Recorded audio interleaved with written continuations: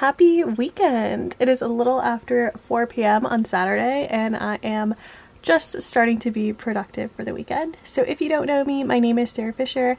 I'm a PhD student at Indiana University. I study English, specifically rhetoric and composition.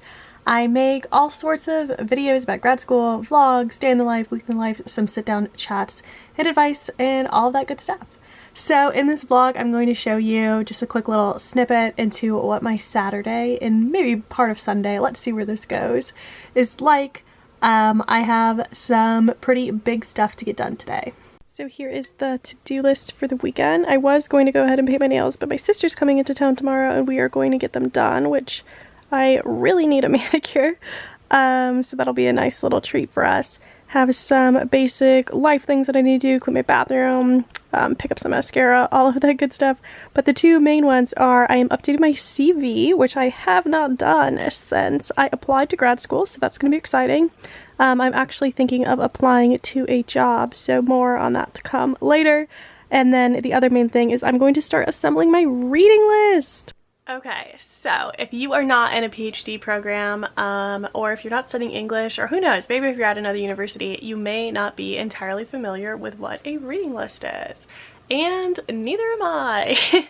So the way that at least my program at IU, Indiana University, works, for English specifically, is since I am in a joint program, I got my master's along the way to get my PhD. It's a 6-year program total. The first 3 years were just coursework, and then the last 3 years are devoted to taking exams, finishing your prospectus, and then the final 2 years for dissertating, doing your dissertation.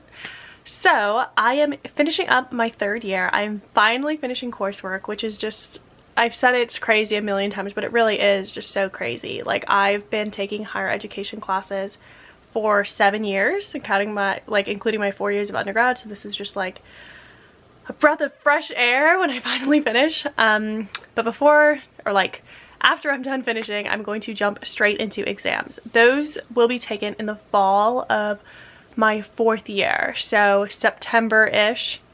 And what that looks like in order to be prepared to take your exams is you need to assemble a reading list. For IU, the reading list is approximately 100 texts that help define and situate who you are as a scholar. So I am going to include works that I have read in coursework that define who I am as a scholar, position myself within the discipline of rhetoric and composition and writing studies, and also going to include some new texts that I have not had a chance to read that I will focus on reading over the summer. So I'm hoping that I can continue vlogs and whatnot going on into the summer, so much more of this stuff to come in a few months. But for today, I'm just going to finally get a head start, or not even a head start because it's due April 1st, so I'm a little late to the process. Surprise, surprise. I'm just going to finally start assembling things. So today I'm planning on going back through my course syllabi and pull out the texts that exactly do just that. Help me situate myself within the field of rhetoric and composition, speak specifically to my interests, help me delineate a trajectory of what the discipline has looked like as I see it having taken shape or still taking shape. So I am both really excited and really terrified to do this. So exams, just like thinking about it makes me like feel sweaty and anxious, but I'm excited because I feel like I'm finally getting to like the stage where I will maybe one day be able to like produce new knowledge in the field. Because right now, like, of course I will always be learning. That's what staying in academia is. You're always learning. But sort of like becoming more established as someone who like I am allowed to contribute original thought. So that is pretty exciting for me. But that being said, I'm going to start off working on the CV because that is hopefully a shorter process than going back through all the syllabi, looking at every article, book I've ever read. This is obviously going to take a considerable amount of time. So the job that I think I'm applying for, I'm pretty sure I'm going to end up submitting an application. Obviously it is at IU, it involves me being a grad student. I don't want to get like too in-depth in it because I don't know, I get like weird about like saying things and then feeling like I'm gonna jinx it or something, but nothing would really change about my current situation of being a grad student. So I'm going to work on that CV. My good friend in the program sent me her CV because she's a few years ahead of me and she's just like lived more life than I have. So that is super awesome. I am going to completely use hers as a template, which that's the way to do it. That's the way to do it with resumes and CVs and all of that good stuff. And I have like a running Word doc going now of all of the things that I want to put on the CV. And I FaceTime my roommate in Indiana right now, who she's like my best friend in the program. We've like done basically all the same things together. And I was like, what am I missing? I feel like I have nothing to put on the CV. And she reminded me of a conference presentation that we did that totally slipped my mind. Like I said, I haven't worked on a CV since I was applying to grad school when I was a senior in college. So the way to do CVs and resumes is to like frequently update it. You know, every time you go back to a conference, just put that line in your CV. Every time your publication gets published, put that line in your CV. Or every time you teach a new class or something like that. So I just like haven't done that because who knows why. I've never had a need for a CV truly at this point, because all that I sort of did was like get into grad school and then I've been like good to go. So I have my laptop bag here. I actually did a video of what's in my bag when school was just starting in August on this purse, and I am still loving it all the way into March. I use it all the time. In here I have my computer charger, my keys with my AirPods, some pepper spray always, a claw clip. This bag just has like oil wipes and chapstick, and I just like move it from bag to bag. A face mask, of course, my wallet, some tissues. This is not really something I need, but it's like an adapter for my computer so I can like charge my phone or whatever through it. My blue light glasses, of course. And then I have my iPad, my laptop, my planner, some Advil, then, oh, some sunglasses. I guess I was wondering where those went. I guess they were in here. And then it has pockets and whatnot here that I keep some hand sanitizer in, and I think I'm feeling some more chapstick. Yes, some ColourPop, lippy balm here, hair tie, all of that good stuff. I absolutely love this purse. It is super cute and it carries all my stuff as I'm going from place to place, and I just much prefer to carry a purse rather than a book bag when I'm going just to a coffee shop to do some work. Also, LOL at my Switch here. I went so hard on Animal Crossing this morning. I downloaded an app that like lets you see what furniture and stuff people are selling. All I care about is making my house look good, truly. And I was like bebopping around at people's island selling some furniture.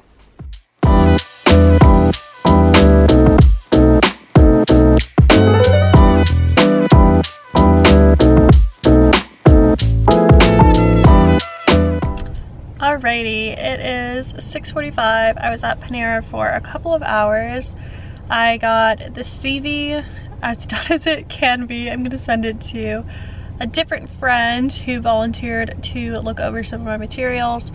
It's just I'm only including stuff that I've done since I've been in grad school, which isn't a whole lot of stuff, especially because like one whole year of my grad school experience has been taken up by the pandemic.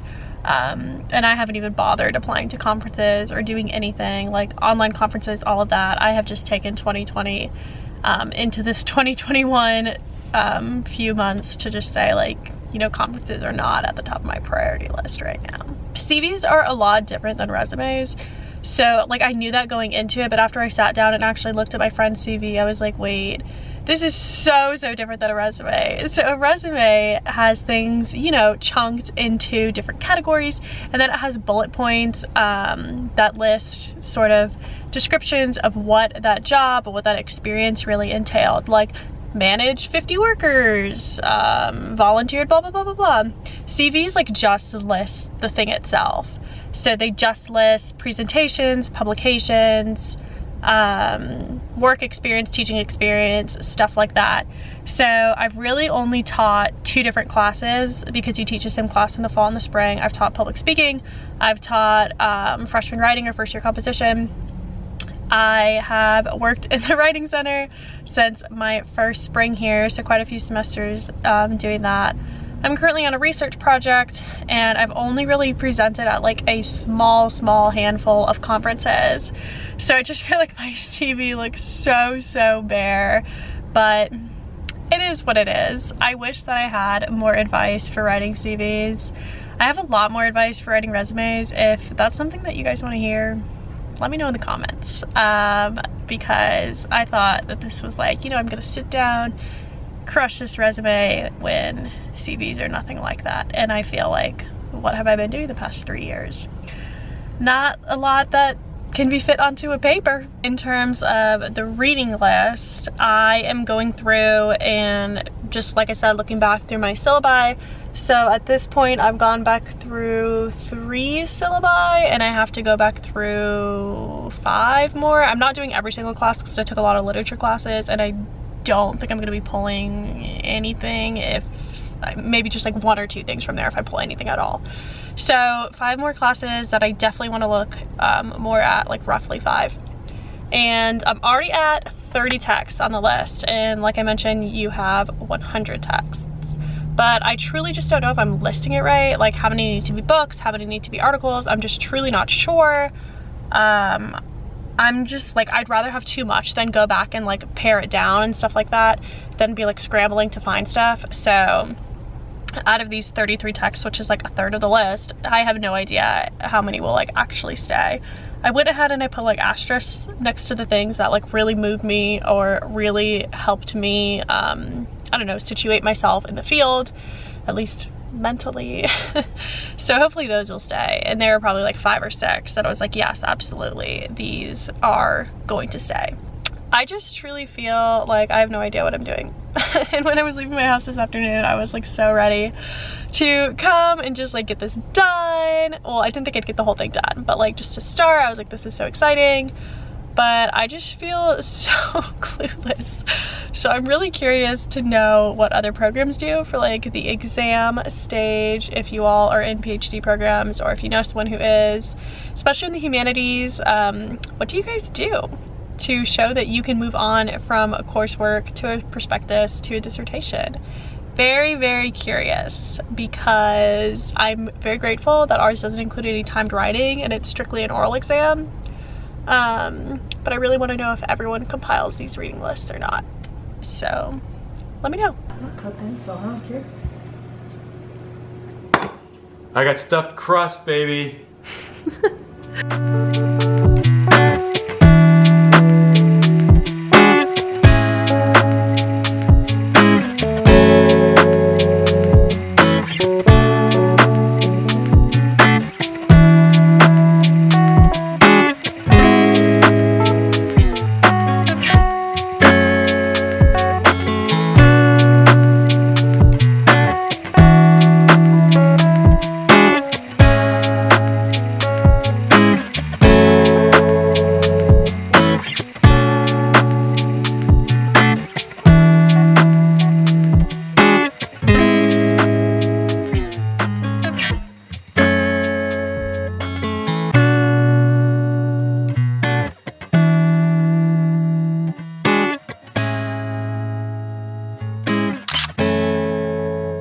Took a week off from vlogging because this gal was here. Oh no, I'm not prepped.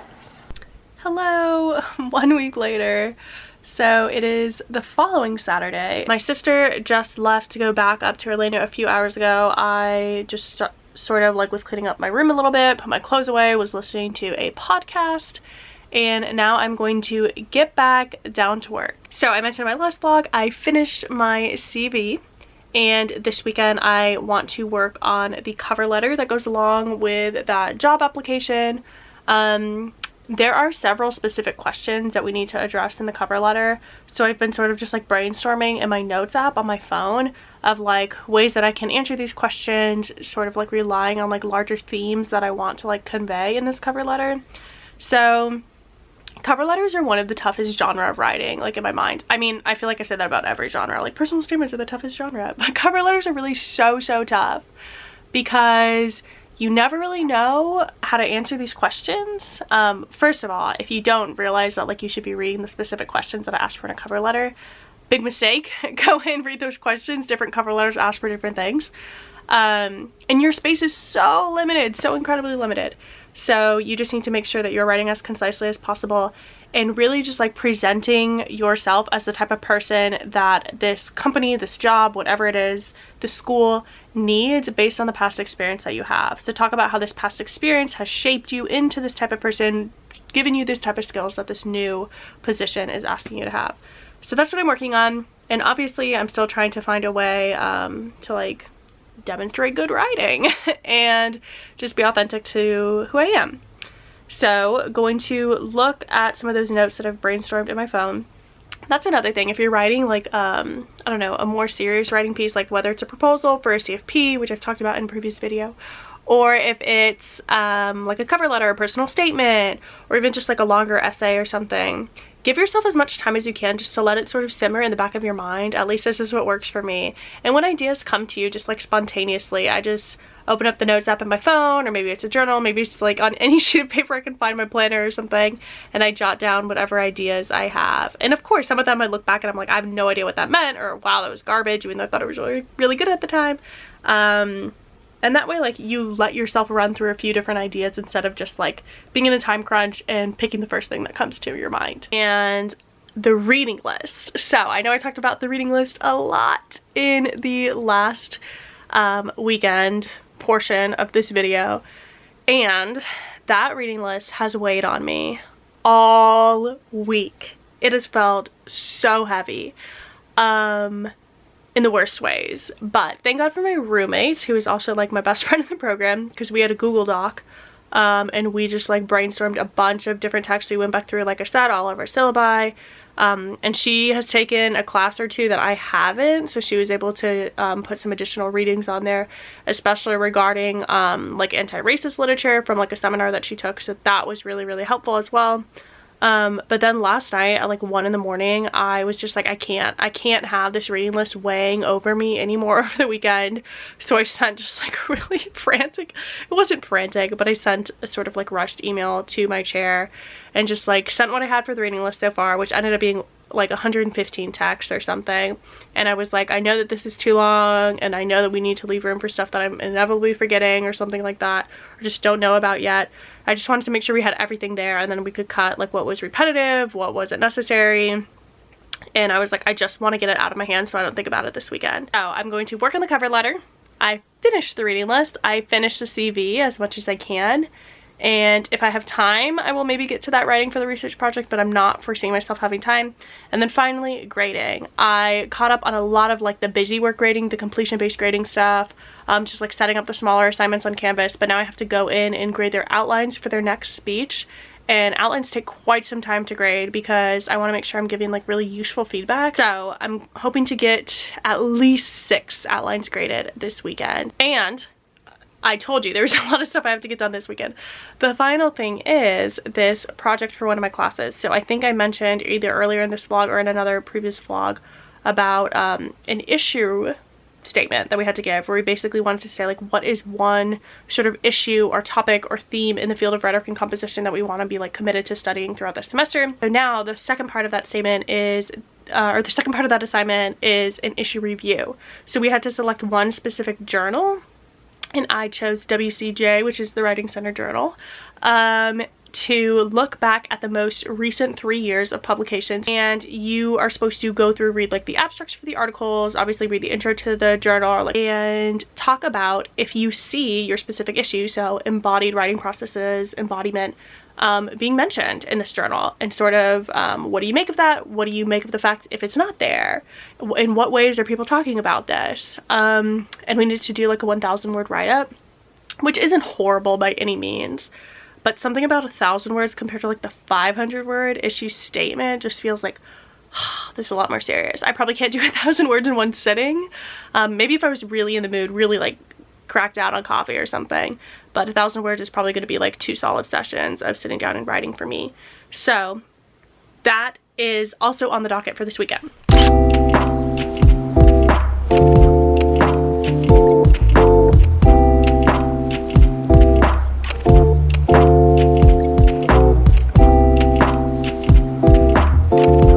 Okay, so little cover letter update on this application, like call for applicants. there are 4 specific boxes that you're supposed to hit, like who are you, what year are you in the program, why are you interested in this position, a reflection on my past experiences, and then my goals if I were to receive the position, which, you know, like sounds simple enough, but I'm just like at a loss right now. So one strategy, because I'm really trying to like actively vlog the writing process, which is just like a wild time, is to just free write my answers to these questions. And the way that I do free writing, which is a strategy that I learned from a professor in the one and only education class I took in college at UF. She taught free writing as you time yourself for like 3, 4, 5, however many minutes you want, and you just continuously write. You do not allow yourself to go back and read what you've already read, and if your brain gets stuck, you just keep writing the same word over and over and over again until you are able to like think of a new thought, which sounds insane and sounds like juvenile, but I promise it is an excellent strategy. I use this strategy not as much as I probably should in my own writing, but I often teach with this strategy, especially when I teach writing, and I think that it's proven really useful for my students. According to their reviews, who knows, maybe they're lying to me, but that's what they've said. So I'm going to free write my answers to these questions and see what I can come up with. This is a good idea for just like generating ideas, not necessarily for like fine-tuning your writing. Okay, I got a few solid paragraphs written that I don't despise right now. So I've been working for maybe like an hour, maybe an hour and a half. And I'm gonna take a little break, maybe watch a quick YouTube video. I have these peanut butter pretzels here, which my mom got. I've never tried them before, but they're pretty good. I think they were like buy one get one or something. Some water, because I never drink enough water. And let's see who will watch today. Okay, 999 words. I pretty much wrote 1,000 words for this cover letter, and then 600 words of free writing. Okay, it is almost 8 o'clock now. That's as much as I'm gonna do for the cover letter today. Obviously, that's like extremely long for a cover letter. I have no idea how long this is supposed to be. It's not even classified as cover letter, it's just like a letter of application. So I texted a friend who knows more info, and she is like, yes, she actually has a position now. And she's like, I'll send you my application materials, so that's going to be very helpful. I also reached out to the person in charge of it, and I was like, hey, how long is this supposed to be? Because there's like specific questions, and I could see you doing like 1 page for this, but I could also see you doing like 10 pages for this. So right now I am like almost at 2 pages, single spaced, which makes sense because it's 1,000 words. But we'll see what they say. I'd always rather have like too much and have to go in and cut rather than just be like struggling for words. But with the type of writer I am, I've never been struggling for words. I'm always nervous that I'm going to, and then somehow every time it's always like, here I am, surpassing the word count, literally every single time. I forgot to mention when I did like that 10-minute rant about stuff that I had to do, that I also am very stressed because my independent study is typically Friday mornings, but he moved it to Monday morning, so of course I've been putting off the readings. So I now have 3 chapters to read. They're each like 25 pages, so reading feels much more feasible to me right now than trying to like start up on another writing thing, whether it's writing for the research project that I'm doing, whether it's writing the issue review for my class. So I'm just going to go into reading for my class.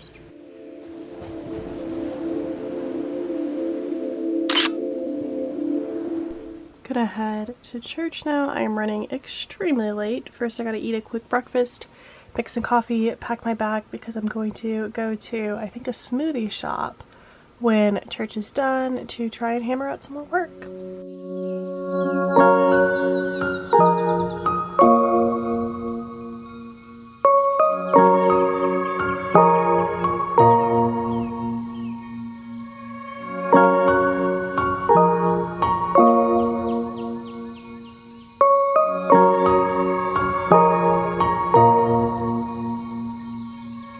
It is 4:22. Quite some time has gone by since I last picked up my camera. I spent a few hours with my brother and sister-in-law eating some really good donuts. They took a cinnamon roll and stuffed it inside a donut, and it was delicious. I got a little bit of work done at the smoothie shop. I graded one set of outlines for one section, and I read one chapter.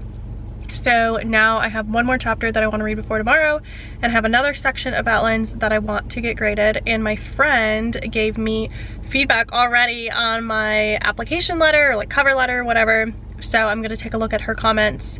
And if I have more energy after I do the outlines and read the second chapter, I'm gonna look at fixing that up, because I want to get it submitted by Wednesday, even though it's due Friday. My eye is very dark under here because my eyes sometimes randomly get like extremely itchy. I don't know if it's this mascara or allergies or cats, who knows. But I read through the comments that my friend gave me on the cover letter before I even looked at the other two things that I said I was going to do, because this is how I am with feedback. As soon as someone gives it to me, I'm like, must look right away. It's like a little bit unhealthy, but here we are. Her comments were super nice and useful, so I made some of those changes, and then I sent the document over to my roommate as well, because again, I love to get feedback on my writing, especially when it's like things that are more important, like a job application, a personal statement, that type of thing. The more feedback you can get, like within reason, I think the more useful it can be for you, like as many different perspectives as possible. This pimple is out of control. Now I'm going to change out of the shirt because I feel like I smell like outside, and I've been in it since like 10 a.m. So then I'm going to grid some more outlines. It is a little after 8 o'clock. I am definitely hitting a slump, feeling extremely lazy. I still haven't eaten dinner, but I don't know. I've been in the mood lately where nothing sounds good to me, and I'm not hungry for anything. So I might just have some cereal or make some soup or something. By soup I mean like ramen noodles. Finished reading the chapter. That book was phenomenal. Probably one of my favorite books that I've ever read in grad school. It's called Rhetorical Feminism and This Thing Called Hope by Cheryl Glenn. Fantastic. 10 out of 10 recommend if you are interested in rhetorical studies, writing program administration, writing centers, feminism, grad school, anything like that. That's the book for you. I think it should be required reading. What'd you eat for dinner, Dad? What's up, girl? I had cereal and toast. What should I eat? Whatever you want. What are you watching? I'm watching Ford versus Ferrari. It is now Monday. I was originally planning just to make this vlog a weekend in my life, and then we went into the next weekend, and then here we are in the week. I kept the vlog going to today because I knew I was going to meet with my chair of my committee about the reading list. So if this vlog is all about the reading list, let's just keep it rolling. Basically, the way that I had originally organized my reading list was just like by class. From History of Rhetoric 1, here's all the readings I had. From History of Rhetoric 2, here's all the readings I had. From Decolonial Rhetoric, so on and so forth. And he recommended that I chunk it into 3 separate chunks. So this is what I'm looking at so far. One chunk being rhetoric and composition text, and in that I include everything foundational to rhetoric, and everything foundational to like the field of rhet comp, however you define that. The second chunk would be writing studies and writing centers, because that is my primary interest. So I would include stuff that's like very, very specific to writing, not necessarily like with this rhetorical lens, but lots specific to writing program administration, students writing, teaching, stuff like that. And then the third chunk would be like counter perspectives, subaltern perspectives, decolonial and cultural rhetorics, and that is when I include sort of a hodgepodge of things for my decolonial rhetorics class about translingualism, about multilingualism, about feminists, about anti-racist studies, and stuff like that. So those are the 3 chunks that I'm looking at. I'm sure that this reading list journey will continue into future vlogs.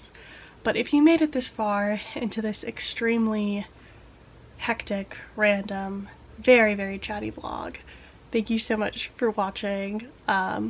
I promise that, well, I can't even promise that. I hope that vlogs in the future are not this chaotic, but I will see you guys in the next one.